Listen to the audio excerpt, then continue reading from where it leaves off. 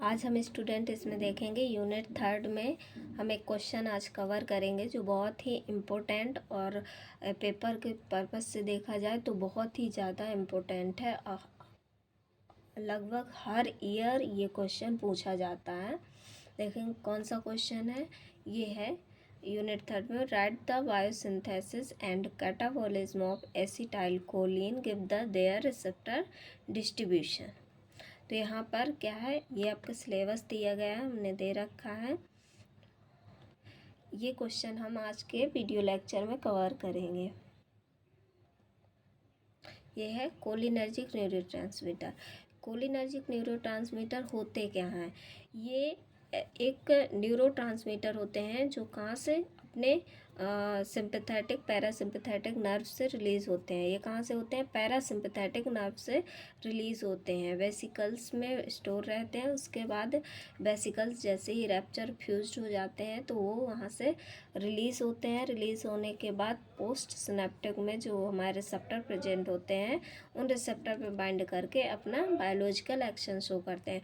और इनका biological action parasympathetic की तरह होता है। आप लोगों ने सिंपैथेटिक पैरासिम्पैथेटिक पढ़ ही रखा होगा, है ना? नहीं पढ़ा तो इससे पहले वीडियो डले हुए हैं, आप उसको उसमें जाकर पढ़ लीजिए ताकि आपको पता चल सके कि पैरासिम्पैथेटिक के होल बॉडी में किस तरीके का एक्शन रहता है। इसे हम दूसरे अदर नेमों से भी जानते हैं, सिनोनिम कोलिनोमाइमेटिक। माइमेटिक मतलब मिमिक, उसी की तरह काम करने वाला कोलिनर्जिक एगोनिस्ट और कोलिनर्जिक ड्रग। ये हमारे अब आया क्या? Acetyl choline. Acetyl choline acid, पहले ही इसमें एसिटाइल, तो हमें क्या चाहिए? इसमें एस्टर होगा, कोलिन होगा और एसिटिक एसिड से मिलकर बना होगा। एसिटाइल कोलिन न्यूरोट्रांसमीटर होता है जो pre ganglionic synaptic and parasynaptic neurons से रिलीज हो रहा होता है। एसिटाइल कोलिन यहाँ क्या है? Acetylcholine adrenal medulla and serve to the neurotransmitter substance nerve to impulse generate करेगा सेंट्रल नर्वस सिस्टम और पेरिफेरल नर्वस सिस्टम में। आगे देखेंगे, ये देखिए इसमें किस तरीके से हमारी जो नर्व उसमें वेसिकल से हमारे एसिटाइल कोलिन रिलीज हो रहा है। यहाँ पर आप देखेंगे, यहाँ पर 1 मिनट, फर्स्ट स्टेप में आप देखेंगे क्या है आपका, ये वेसिकल्स हैं। ये वेसिकल्स जो आपके दिए गए हैं इनमें क्या है? एसिटाइल, ये देखो यहाँ पर डॉट रखा हुआ है, ये क्या है? एसिटाइल कोलिन है। और ये हमारे जो बने हुए हैं ये वेसिकल्स है।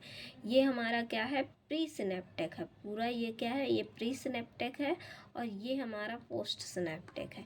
यहाँ पर ये जो प्रेजेंट है ये क्या है? ये रिसेप्टर है हमारे, ये जो ग्रीन कलर से हैं ये रिसेप्टर है। और ये जो लगे हैं ये कोलिनोस्ट्रेज एंजाइम है, एसिटाइल कोलिन स्ट्रेज एंजाइम है।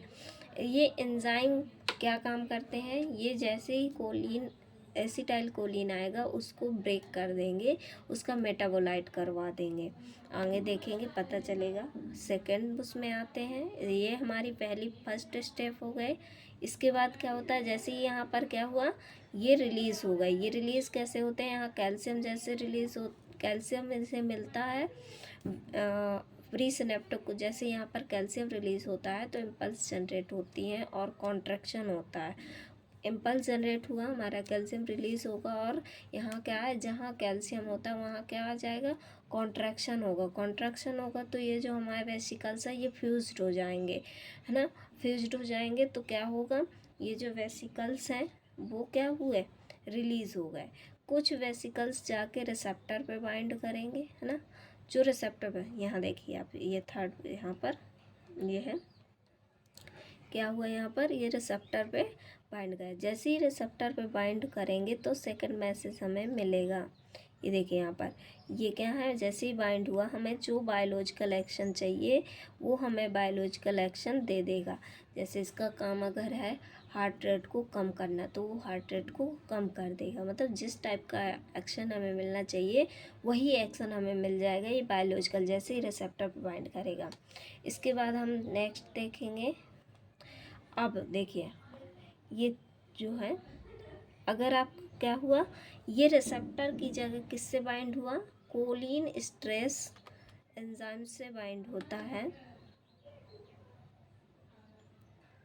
ये जैसे कि कोलिन स्ट्रेस एंजाइम से बाइंड होगा तो क्या होगा, क्या होगा, ये टूट जाएगा, ब्रेक हो जाएगा। किस किस में, देखिए आपने यहाँ पर, इसमें देखिए यहाँ पर क्या हुआ, ये ब्रेक हो गया। ये किस में ब्रेक हुआ, कोलिन में। ये देखिए ये एसिटाइल कोलिन है, ये क्या हुआ, एसिटिक एसिड में कन्वर्ट हो गया और दूसरा कोलिन में कन्वर्ट हो गया। 2 पार्ट में डिवाइड कर, मैं तो इसका मेटाबोलाइट करवा दिया, क्योंकि ये क्या है, एक एंजाइम है कोलिन एसिटाइल कोलिन स्ट्रेस। जहाँ स्ट्रेस लग जाता है वहाँ अगेंस्ट काम कर रहा होता है, उसका मेटाबोलाइट करवा दिया और ये क्या हुआ, 2 पार्ट में कन्वर्ट हो गया। तो यह अब क्या होगा, अब जब ये कोलिन जैसे यहाँ पर ये 2 पार्ट में, तो ये कोलिन वापस से रीअपटेक हो जाएगा और वहीं पर प्री सिनेप्टिव वाले वेसिकल्स में आएगा। देखिए अब नीचे है ना, ये आपका नीचे वाला पॉइंट देखेंगे हम, 1 मिनट।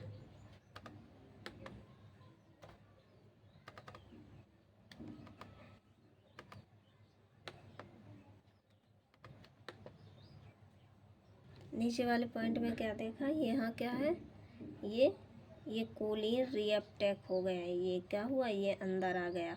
फिर से ये क्या करेगा, एसिटिक एसिड के साथ रिएक्शन करेगा। ये देखिए यहाँ पर एसिटिक एसिड के साथ रिएक्शन करके वापस से इसने क्या बना लिया, एसिटाइल कोलिन बना लिया।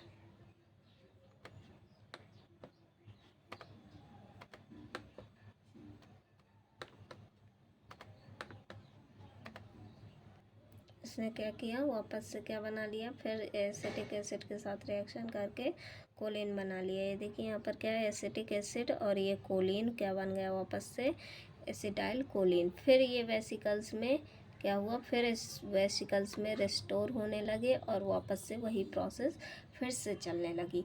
तो इस तरीके से इसकी क्या होती है, बायोसिंथेसिस चलती है। अब इसे अभी तक हमने स्ट्रक्चर फॉर्म में देखा, अब इस थ्योरेटिकल फॉर्म में देखेंगे। देखिए आपका ये क्या है, बायोसिंथेसिस, स्टोरेज, ये सारी चीज़ें यहाँ पर होती है। अब जैसे ये क्या है, यहाँ पर ये कोलिन एसिटाइल कोलिन,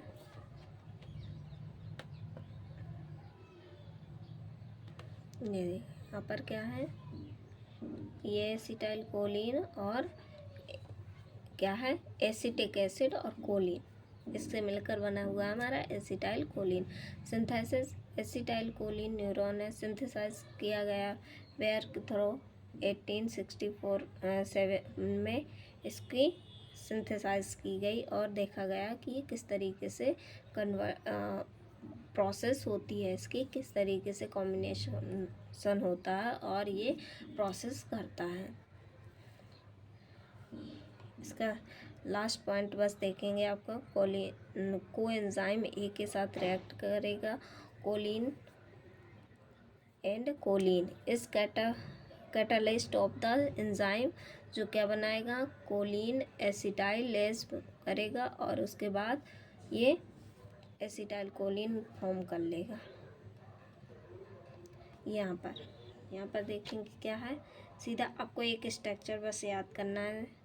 यहाँ पर क्या है, सेरेन के साथ क्या हुआ, रिएक्शन करवाया हमने, किसके साथ, डीकार्बोक्सिलेज करवाया पहले सेरेन का।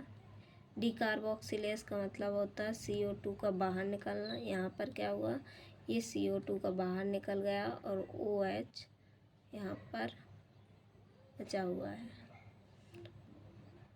उसके बाद ये बाहर पूरा निकल गया और वो यहाँ पर डायरेक्ट हमारा NH2 ये जो ऊपर लगा हुआ है, ये सीधी हो गई रिएक्शन ना। इसके बाद इसका क्या किया, मिथाइल ट्रांसफरेज किया, मिथाइल का, तो यहाँ पर क्या, आइसो ग्रुप मिथाइल के लगाए गए, 3 ग्रुप मिथाइल के लगाए गए। उसके बाद यहाँ कोएंजाइम के साथ, एसिटाइल कोएंजाइम के साथ पूरा पार्ट यहाँ OH से इसमें जोड़ दिया गया पूरा। ये देखिए आप, एच निकल गया, ये पूरा पार्ट यहाँ से जुड़ गया। इस तरीके से करना आपको रिएक्शन फॉर्म में ही है। आप चाहें कि हम सिर्फ नेम लिख दें और हो जाए तो नहीं, बिल्कुल नहीं, आपको करना किस में पड़ेगा, स्ट्रक्चर फॉर्म में ही करना पड़ेगा। स्टोर एसिटाइल कोलिन स्टोर कहाँ, सिनेप्टिक वेसिकल्स में रहता है। यहाँ पर एक वेसिकल्स में कितने 1000 से 50,000 मॉलिक्यूल एसिटाइल के स्टोर रहते हैं। ये mature vesicles can not be acetyl choline but also Adreno triphosphate glycol Uptake to the acetyl store vesicles and energy depend pump and acidifying to the vesicles।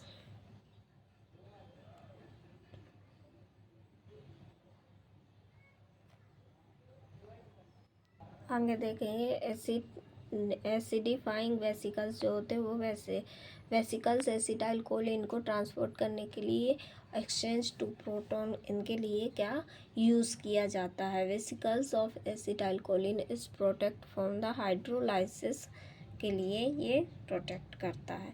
अब release कैसे हो रहा होता है, रिलीज़ होने के लिए हमने पहले बताया जैसे ही एक्शन पोटेंशियल जनरेट होगा हमारा कैल्शियम चैनल ओपन हो जाएगा। कैल्शियम चैनल जैसे ही ओपन होगा तो कैल्शियम अंदर आने लगेंगे, जिससे क्या होगा, कॉन्ट्रैक्शन होना स्टार्ट हो जाएगा और कॉन्ट्रैक्शन होने से क्या होगा, हमारे जो वेसिकल्स हैं वो फ्यूज हो जाएंगे।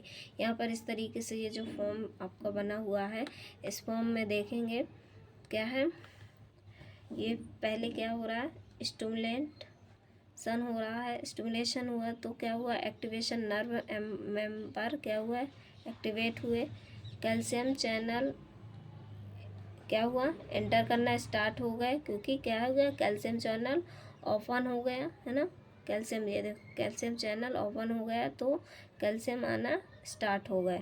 उसके बाद जैसे ही प्रोटीन काइन फॉस्फोराइलेट की प्रोसेस हो गई, मतलब ये क्या है, कॉन्ट्रैक्शन स्टार्ट होगा, वैसे क्या हो जाएगा, यहाँ पर वेसिकल्स जो हैं वो रैप्चर होना स्टार्ट कर देंगे, फ्यूज़ हो जाएंगे, जिससे क्या होगा, वेसिकल्स से जो भी ग्रैन्यूल्स होता है एसिटाइल कोलिन है वो क्या होगा, वो डिस्चार्ज होने लगेगा और वो क्या जाएंगे फिर पोस्ट सिनेप्टिक मतलब अपने रिसेप्टर पे जाके बाइंड होने लगेंगे।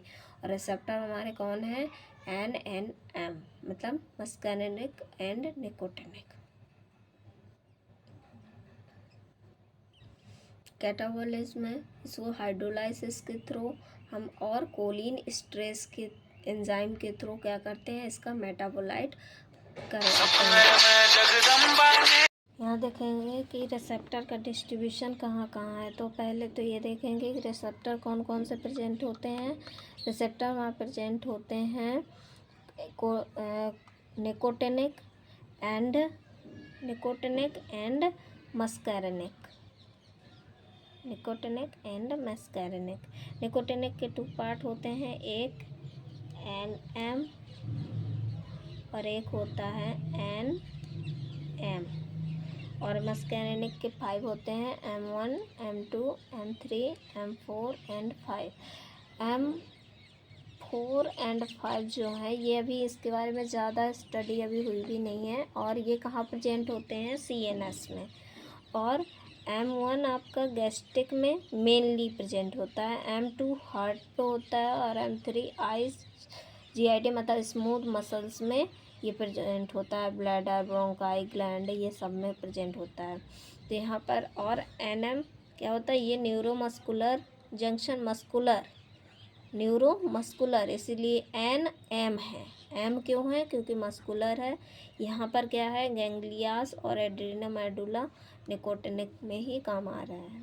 तब निकोटिनिक NM और न्यूरोमस्कुलर है इसलिए NM, और M1, M2, M3। अब इसके हम देखते कौन से मस्कारेनिक रिसेप्टर जो होते हैं, ये वाला मस्कारेनिक जो अपना है, ये मस्कारेनिक ये G प्रोटीन कपर रिसेप्टर की तरह काम करता है, G प्रोटीन की तरह, और ये हमारा आयन चैनल की तरह काम करता है। अब हमें देखेंगे कहाँ कितना, तो आप फंक्शन इतने ज़्यादा होकर परेशान मत होना, 2 या 3 आप बिल्कुल याद कर सकते हैं, है ना। M1 का क्या है, M1 देखेंगे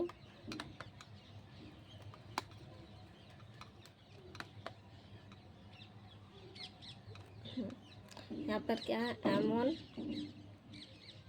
ये M1 कहाँ है, CNS में, JIT स्लाइवरी ग्लैंड, ऑटोनोमिक और नर्व में, ऑटोनोमिक नर्व में, CNS हार्ट मेनली क्या है प्रेजेंट कहाँ होता है, हार्ट में, स्मूथ मसल्स में, M3 पूरे में स्मूथ मसल्स में मेनली प्रेजेंट होता है, ये हार्ट में मेनली होता है, ये हमारा गैस्ट्रिक रीजन में स्लाइवरी ग्लैंड में मेनली होता है, और ये दोनों CNS में होते हैं।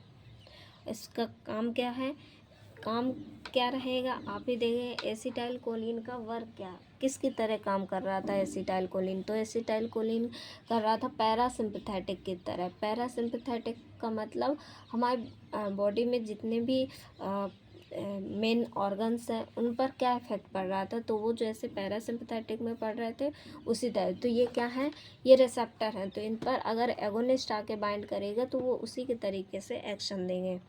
तो कंजेस्टिव एक्शन जो है हमारे ये सारे इंक्रीज होंगे, मतलब अगर HCl है वो रिलीज़ होगा स्लाइवरी ग्लैंड, क्योंकि हम रेस्टिंग फेज में हम जैसे भोजन करेंगे खाना खाएंगे तो HCl का रिलीज़ होगा, स्लाइवरी ग्लैंड एक्टिवेट होंगी, ये सब चीज़ें होंगी।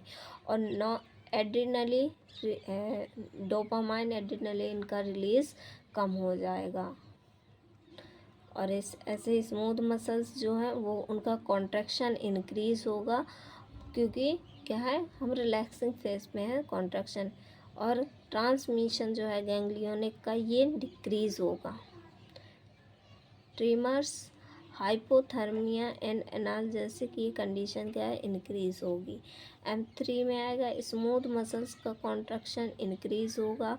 फूड इनटेक करेंगे, बॉडी फैट का डिपोजिशन होगा, स्लेवरी ग्लैंड इंक्रीज़ करेगा, इनबिट डोपामाइन रिलीज़ कम होगा हमारा जैसे ऊपर था, synthesis of nitric acid oxide ना।